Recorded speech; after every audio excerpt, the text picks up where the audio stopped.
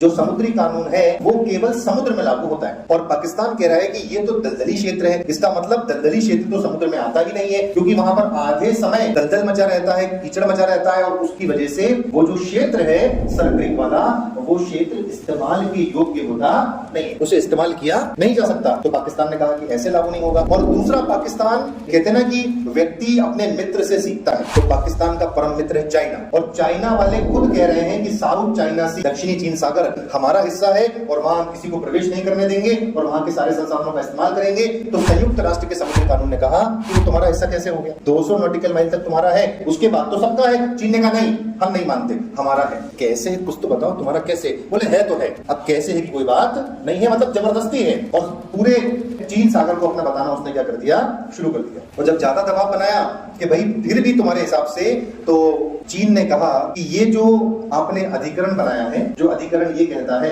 कि दक्षिणी चीन सागर चीन के पक्ष में नहीं आता है, यूएनओ के उस अधिकरण में जापानी जजेस बैठे हुए थे। अब ये नया तर्क है। और जापानी जजेस जो है वो स्वाभाविक रूप से किसके विरुद्ध होंगे?